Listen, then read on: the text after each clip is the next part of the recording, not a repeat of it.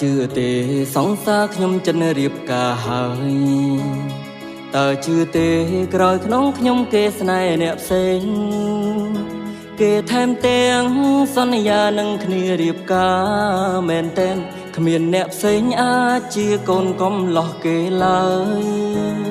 ស្រឡាញ់បងអូនមិនដែលចង់រៀបការទេលួចមានគេអូនសន្យារៀបការទៅហើយខ្ញុំស្ទើរគាំងបេះដូងឈឺនឹងព្រះអើយបើអាចសុំឲ្យខ្ញុំស្លាប់ភ្លាមទៅហេតុអ្វីកូនកំឡុងអូនមិនមែនជាបងគ្មានរឿងអីផងអូនសន្យារៀបការនឹងគេបើសិនយើងបែកគ្នាហើយអូនទៅរៀបការមិនអីទេតែមាសមេនៅជាមួយបងរាល់ថ្ងៃសោះឈុនរៀបការបងប្រាថ្នាស្លៀកជាមួយនឹងអូនថ្ងៃនេះលឺស្ងួនប្រាប់ទៅគេថាគេគឺជាម្ចាស់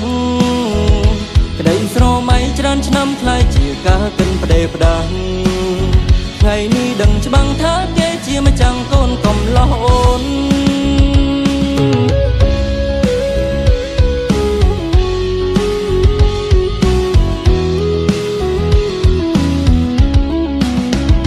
ស្រឡាញ់បងអូនមិនដែលចង់រៀបការទេលួចមានគេអូនសន្យារៀបការទៅហើយខ្ញុំស្ទើរគាំងបេះដូងឈឺនឹងព្រះអើយបើអាចសុំឲ្យខ្ញុំស្លាប់ភ្លាមទៅហេតុអ្វីកូនកំឡុងអូនមិនមែនជាបងមានរឿងអីផងអូនសន្យារៀបការនឹងគេបើសិនយើងបែកគ្នាហើយអូនទៅរៀបការមិនអីទេតែមាសមេនៅជាមួយបងរាល់ថ្ងៃសោះឈុនរៀបការបងប្រាថ្នាស្លៀកជាមួយនឹងអូនថ្ងៃនេះលឺស្ងួនប្រាប់ទៅគេថាគេគឺជាម្ចាស់ក្តីស្រមៃច្រើនឆ្នាំខ្លាយជាការកិនផ្ដេផ្ដាស់ថ្ងៃនេះដឹងច្បាំងថាគេជាម្ចាស់កូនកំឡោះអូន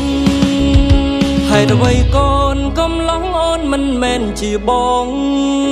គ្មានរឿងអីផងអូនសន្យារៀបការនឹងគេបើសិនយើងបែកគ្នាហើយអូនទៅរៀបការមិនអីទេ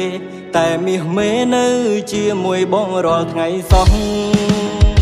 ឈុនរៀបការបងប្រាថ្នាស្លៀកជាមួយនឹងអូន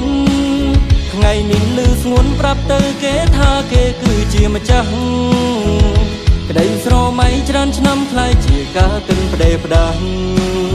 ថ្ងៃនេះដឹងច្បាំងថាគេជាម្ចាស់កូនកំឡោះអូនក្តីស្រមៃច្រើនឆ្នាំខ្លាយជាការកិនផ្ដេផ្ដាស់